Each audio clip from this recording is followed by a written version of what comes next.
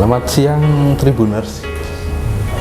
Tahun ini kita ketemu lagi bersama di momen khusus, momen spesial, momen istimewa untuk umat Kristiani, terutama umat Katolik di Keuskupan Agung Palembang, terutama terkhusus di Provinsi Jambi dan Kota Jambi. Pada wawancara kali ini kita menghadirkan narasumber khusus datang dari Palembang, spesial pada pada bulan April ini di Jambi, Uskup Agung Palembang, Monsinyur Yohanes Harun Yono.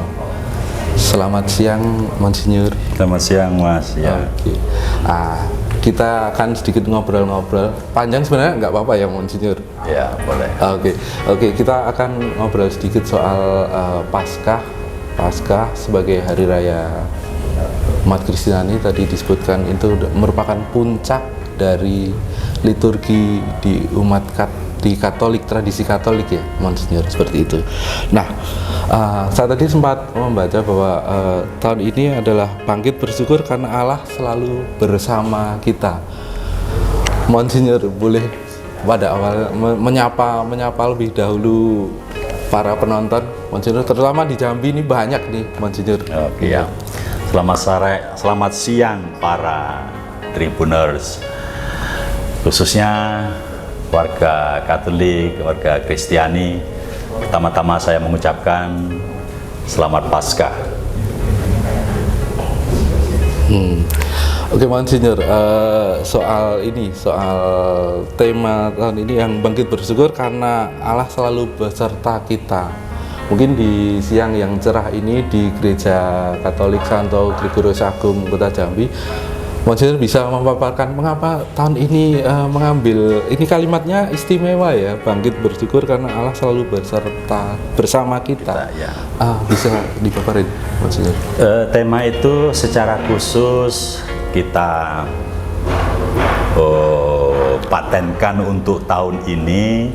Sebetulnya karena tahun ini memulai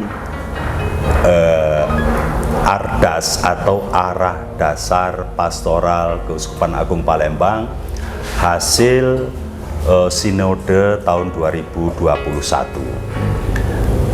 Tahun syukur dijadikan sebagai tema karena tahun ini kita merayakan 100 tahun sejak awal pewartaan iman Katolik katakanlah di provinsi di Keuskupan Agung Palembang yang sebetulnya dimulai di Provinsi Bengkulu. Sejak itu para misionaris yang dulu dari luar negeri, yang sekarang diteruskan oleh para romo, imam, suster, frater, bruder, dan umat awam di semua sudut Keuskupan Agung Palembang ini dengan juga penuh gairah, penuh semangat. Dan karena itu maka kita rasakan ada pewarisan iman yang konstan terus-menerus ya dihidupi dari generasi ke generasi, yang sekali lagi sejak 100 tahun yang lalu sampai sekarang Gereja Katolik tetap hidup, eksis, bahkan makin berkembang. Nah, itu kan sesuatu yang sangat baik, sangat indah kalau kita syukuri. Maka kita tetapkan tahun ini sebagai tahun syukur. Tahun syukur juga karena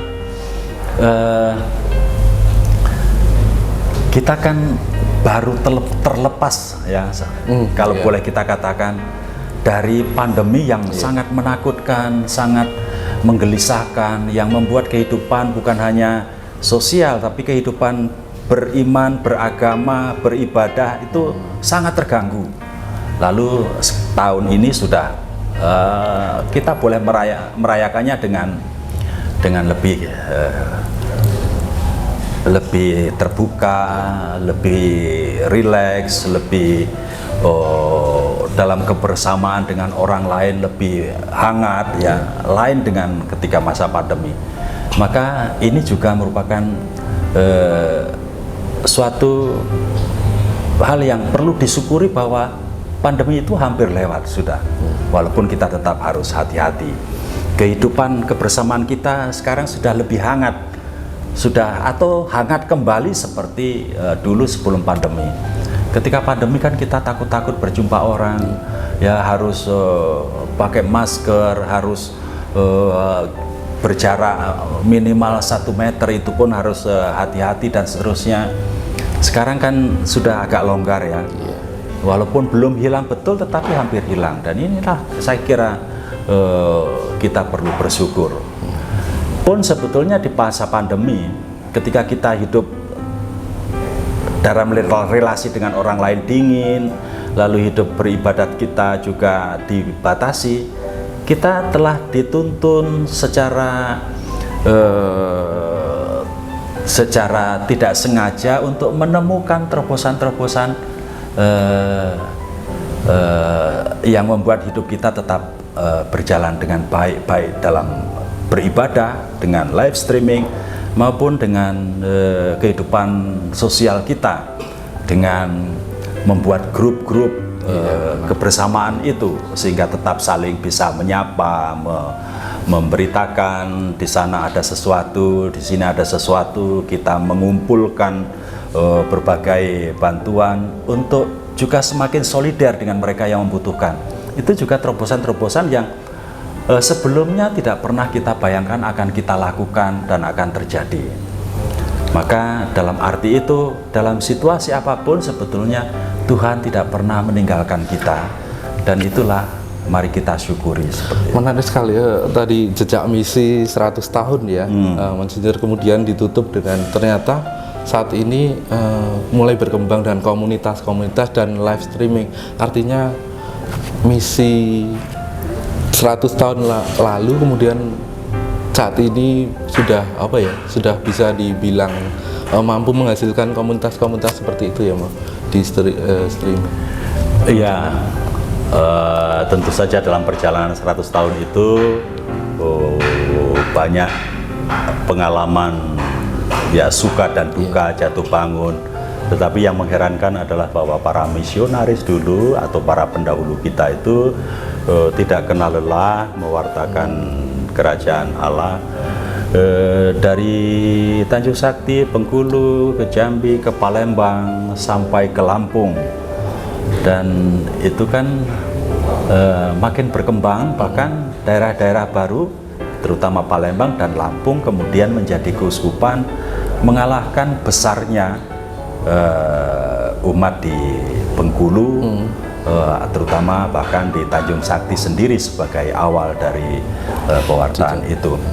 Kalau kemudian ada banyak komunitas secara fisik, misalnya gereja paroki, pastoran, susteran, sekolah-sekolah, rumah sakit ya di 3 provinsi ini masing-masing ada, itu juga merupakan karya Allah yang bisa kita rasakan sebagai Tuhan betul menyertai para hambanya, para pewartanya dengan membesarkan, katakanlah ya, apa yang dulu dipikirkan, direncanakan oleh para misionaris dan yang kemudian dilanjutkan oleh seluruh mereka yang menerima iman Kristiani.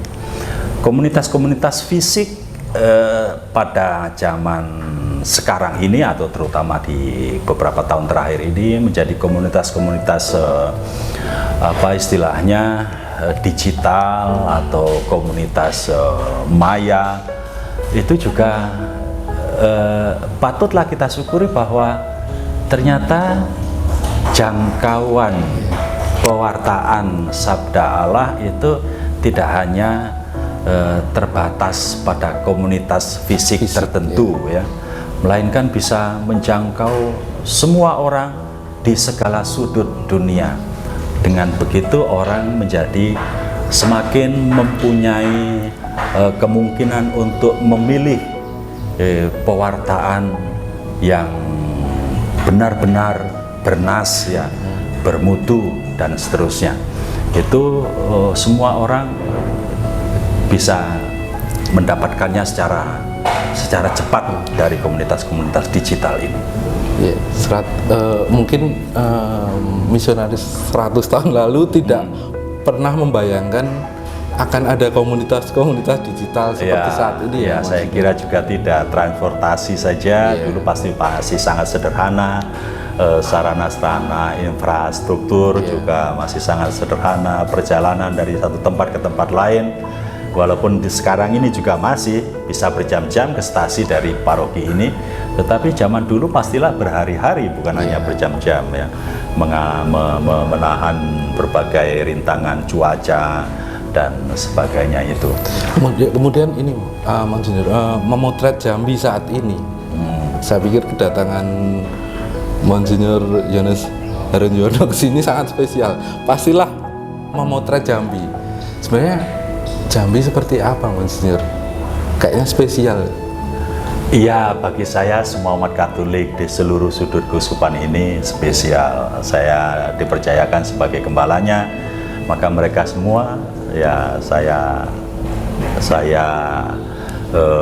hadirkan dekat di hati saya. Saya merasakan ingin dekat juga dengan semua orang, karena semua orang untuk saya spesial. Hanya pastilah saya tidak bisa mengunjungi mereka secara lebih rutin atau lebih sering, karena juga terlalu luas wilayah ini. Bahwa Jambi pada tahun ini saya datangi dan saya akan bisa malam Paskah di sini, bukan berarti bahwa ini sangat istimewa dibandingkan yang lain ya. Hanya bahwa memang kesempatan Paskah itu saya bisa keluar kota. Sementara kalau Natal karena harus open house, para pejabat datang di kota, maka saya hanya akan tinggal merayakan di kota. Tetapi memang Jambi itu dalam perkembangan akhir-akhir ini mengagumkan. Jambi berkembang dengan sangat signifikan karena para saudara kita dari Sumatera Utara merantau ke sini dan menetap di sini, sehingga Jambi memang berkembang sungguh sangat signifikan. Dalam pengertian itu di waktu-waktu ke depan pastilah Jambi ini akan lebih bisa semakin berkembang lagi. Bahkan mungkin kalau perkembangan itu konstan, artinya entah penambahan dari para perantau datang ke sini atau penambahan dari kelahiran umat baru, kelahiran permandian anak-anak dari umat yang baru itu bertambahnya konstan, barangkali Jambi bisa bukan sekedar 2 paroki ini, bisa 5-8 paroki, atau bahkan ya mengapa tidak menjadi keuskupan misalnya seperti itu ya. Karena sekali lagi Keuskupan Agung Palembang kan dengan 3 provinsi ini kita rasakan sangat luas. Kedekatan gembala dengan umatnya atau umat dengan gembalanya itu agak dirasakan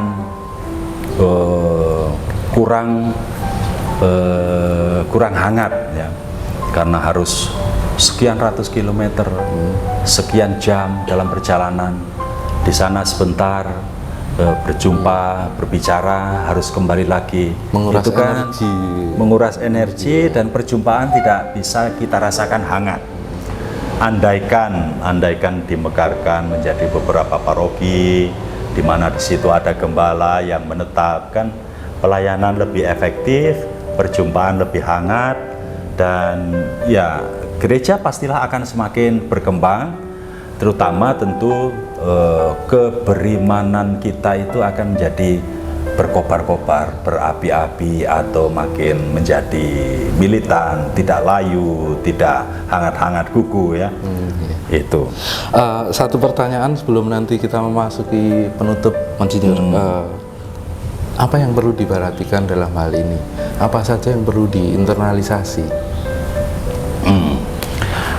Yang perlu diinternalisasi ya, kita saya sebutkan tadi, tahun lalu kita mengadakan sinode, rapat besar uskup, para imam, para wakil biarawan biarawati, wakil umat untuk merumuskan arah dasar pastoral 10 tahun ke depan sampai tahun 2032.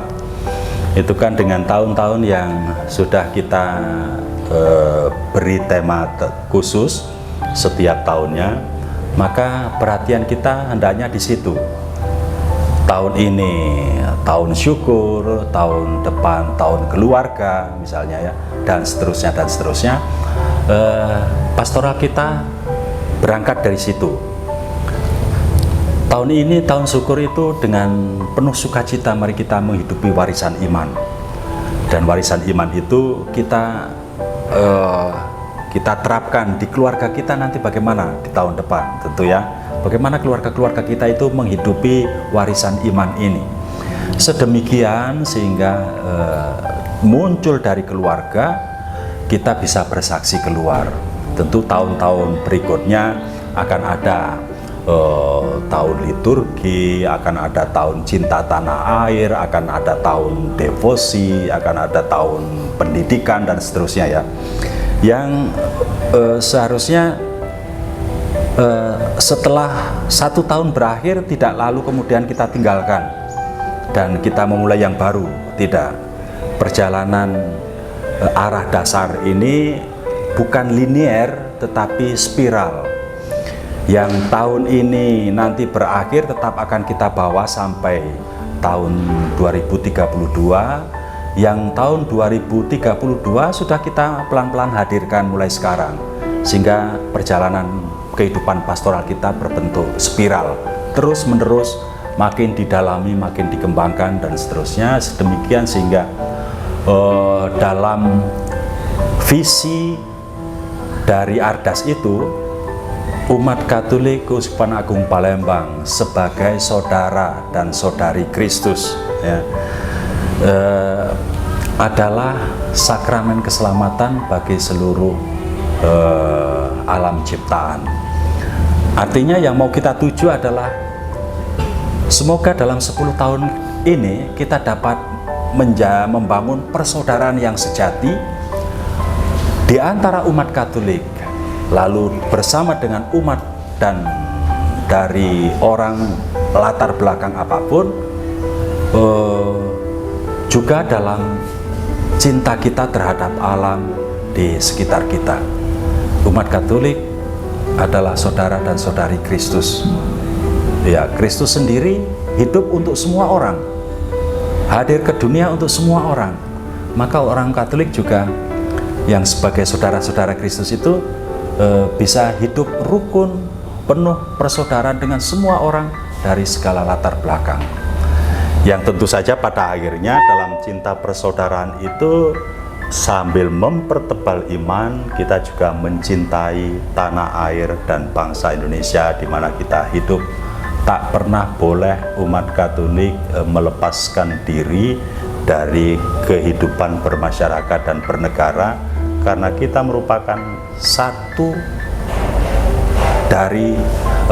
merupakan salah satu dari bagian dari keseluruhan warga negara Indonesia ini. Tiba di ujung perbincangan, mungkin Monsignor bisa menyampaikan ucapan selamat Paskah pada Tribuners, terutama masyarakat Jambi, Indonesia, terutama Tribuners yang menonton. Saudara-saudari para Tribuners dan juga umat Katolik, umat Kristiani di mana saja Anda berada, saya secara pribadi dan juga mewakili para imam Gereja Katolik, para warga masyarakat umat Katolik mengucapkan selamat Paskah 2023. Semoga kehidupan kita menjadi penuh berkat karena penuh syukur atas segala kebaikan Allah yang tak pernah absen dari hidup kita. Tuhan memberkati kita semua. Amin.